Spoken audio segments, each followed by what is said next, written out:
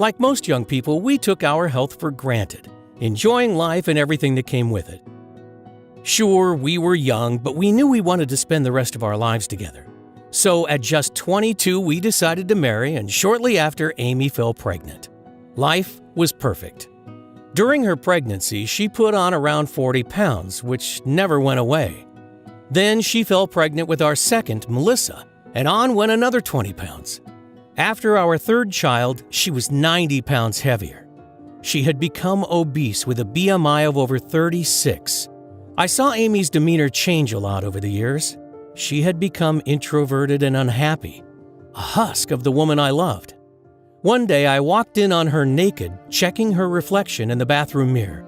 She immediately grabbed a towel and covered up. I could see the tears welling. I could almost feel her shame and guilt for letting herself get like this. But Amy's defense mechanism was to always bury her head in the sand. She knew how much those pounds had added up, but she didn't want or know how to confront it, ignoring her need for larger clothes and the very real consequences on her health, such as being out of breath after walking up steps, as well as feeling ashamed about her appearance during intimate moments, and being afraid she was an unhealthy example for our kids.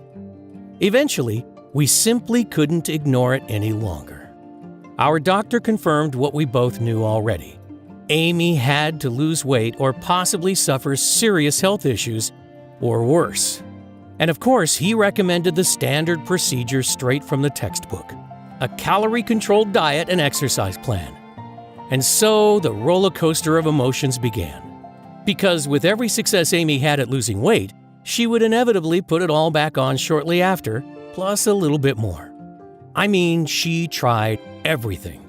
Keto, paleo, Atkins, vegetarian, vegan, juicing, fasting, hypnosis, yoga, Zumba, and even acupuncture. You name it, she tried it. Sure, some of them worked for a while, but the problem was that, like so many others, Amy couldn't stick to any of them, even though her life was on the line. And with every failure, she turned to comfort foods, and the vicious cycle continued. As time went by, her self-esteem collapsed and our relationship suffered. She became more distant. Her energy levels, vitality, and general well-being went rapidly downhill. So if you are watching this and feeling similar, I understand. Feelings of hopelessness when one more diet fails, the shame of looking at yourself naked in the mirror, the binging and endless roller coaster of emotions. I get it, because I saw Amy experience those things on a daily basis. But we pushed on, trusting the advice we were given by the doctors. And although the diets and exercise regimens were supposed to help, she kept piling on more and more, and was unable to fight the intense cravings for sugary and starchy foods that overpowered her. And the heavier she got, the further I felt she was drifting away from the woman I'd fallen in love with. We found ourselves slipping into a boring and mundane existence. Work, eat, sleep, repeat. Constantly tired, agitated, and dissatisfied with life. We couldn't go on like this, so I decided to book a vacation. I remember that Amy told me it was her dream to visit Hawaii one day, so when I told her I had booked it, I was expecting her to be overjoyed. Instead, she immediately burst into tears. "Why have you done that? What am I going to wear? Do you think I want to sit by a swimming pool looking like this? I'm not going," she cried. I tried to console her, but it was pointless. "Look at me," she screamed, grabbing the fat around her belly. "You never look at me the way you used to." And although I tried telling her she's wrong, I knew deep down that she wasn't. You see, I loved her just as much as the day we got married, but the truth was, I didn't find her as attractive anymore. I wish I did, but I didn't. And she knew it too. She could see it in my eyes. I tried to put my arms around her to comfort her, but she pushed me away. "Don't touch me. I'm fat and disgusting, and I'm always going to be fat and disgusting. Get away from me." I hated seeing her like this, but I felt powerless because I didn't know what to do to help. And then it happened. Just when I thought we had hit rock bottom, things got a whole lot worse. I was upstairs when I heard her scream. "Amy, are you okay?" I shouted down. but there was no reply. I ran to the top of the stairs, and that's when I saw her. Her lifeless body slumped in a heap at the bottom. The weight had taken its toll, and she had blacked out while trying to climb the staircase. Or at least that's what she had told the doctors and me. That night, as I sat beside her hospital bed, staring at the walls and feeling my heart constrict in my chest, I imagined life without Amy, and the devastation it would cause to our family, our kids. It was at that very moment I vowed I'd do whatever it takes. I was determined to find a way to help her get healthy again and build her self-esteem, get my old Amy back. But she'd had spent most of her adult life torturing herself with diets and exercise, and look where she ended up. There must be another way. The thought of losing her broke my heart. She's my world. I had overheard the doctors discussing Amy's blood results. They were concerned about her hormones: insulin, cholesterol, estrogen, progesterone, and ghrelin in particular. So I asked our doctor exactly what they were looking for. A lot of people her age can have hormone irregularities. It's normal, he said. Normal? I questioned. Well, he said, it's not really normal, but it is the norm nowadays. That got me thinking. With my medical training, I knew that hormones are what controls our appetite. Could Amy's overeating simply be a symptom of an underlying hormonal issue? So that night, as she lay there asleep, I got out my laptop and began my mission. I decided to start from the very beginning. What actually makes us fat? And the simple answer is hunger. Hunger makes us fat by telling our body when to eat. And hunger, unlike willpower, is an irresistible force, which means it always wins out in the end. But what actually causes hunger? I discovered that the answer was ghrelin, a hormone secreted naturally that tells us when to eat and when we're full. Ghrelin is known as the hunger hormone because it stimulates appetite, increases food intake, and promotes fat storage. When levels are high, we feel hungry and crave calories. And when levels are low, we feel full and satisfied. Sounds simple enough. But problems arise when ghrelin production goes into overdrive. Take a look at this image. At the top, we start to eat. As our stomach and fat cells expand, the body stops releasing ghrelin, which signals our body to stop eating. This should be the part where we would put the knife and fork down and we maintain a slim and sexy figure.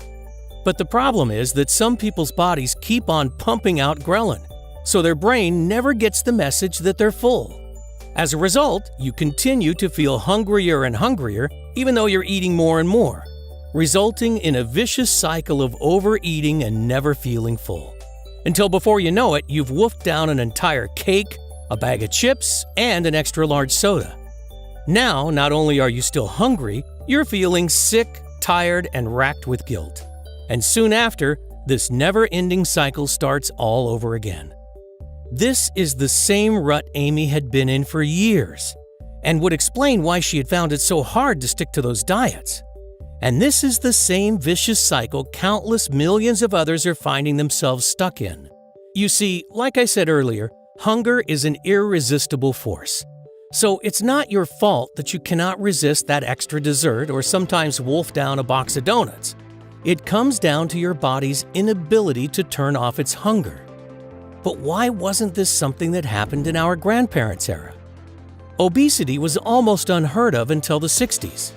And if it was a hormonal problem, what was behind it? I couldn't find an answer to either question, but I knew I was onto something. If the constant hunger was simply a symptom of hormone issues, what was causing it? I spent months researching online, visiting libraries, and consulting with medical experts, but uncovered nothing new. Just the same old advice of eat less and exercise more.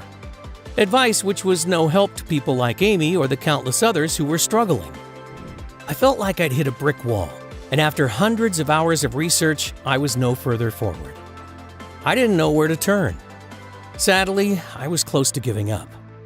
Every night I prayed hard to God for help.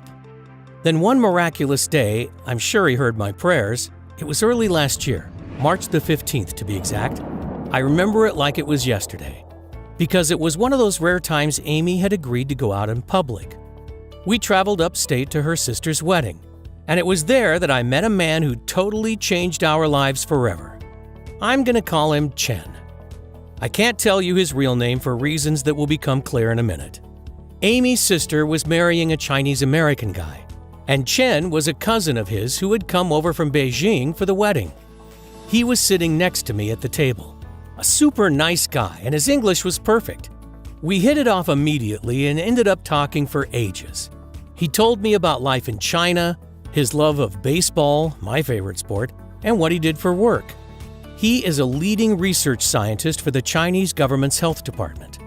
And the more we talked and drank, the more we both opened up. Before I knew it, most of the other guests had left. Amy was so tired she could barely stay awake, so she made her excuses and left. She gets tired easily, I told Chen, and I talked about her health and what the doctors had said. She's tried everything to keep the weight off, but nothing seems to work. My eyes filled with tears, and then I broke down. I'm so scared I'm going to lose her. I'm not sure if I could go on. Chen's face went totally serious. He seemed hesitant at first, but he could see I was in so much pain and that I'd pretty much given up all hope. He took a deep breath and told me something that chilled me to the bone. A shocking secret that he'd been forced to keep quiet about for years. You see, China has always been a nation of thin and healthy people. We took pride in this fact, he told me. And the government had enlisted our department to find the cause of the obesity epidemic that had suddenly exploded over the past decade. Something had drastically changed. People were getting more and more overweight, and even obesity rates in children had spiraled out of control. We spent years poring through thousands and thousands of published scientific studies from throughout the world trying to find some kind of link. And what we eventually discovered was truly shocking. It wasn't actually diet or lack of exercise that was causing the problem. You see, there was one thing that didn't add up with all of the conclusions and recommendations that the doctors were making, he told me. A person doing the same level of exercise and eating exactly the same number of calories in 2006 as in 1988 would have a BMI almost 2.5 points higher. This equals a whole extra 10% of body mass. They also don't explain those annoyingly thin people that can eat whatever they want, do no exercise, and never gain an ounce. Yet most of us just have to look at a burger and put on 10 pounds. How does that figure in the calories in, calories out model? He then revealed what he called the 3 biggest lies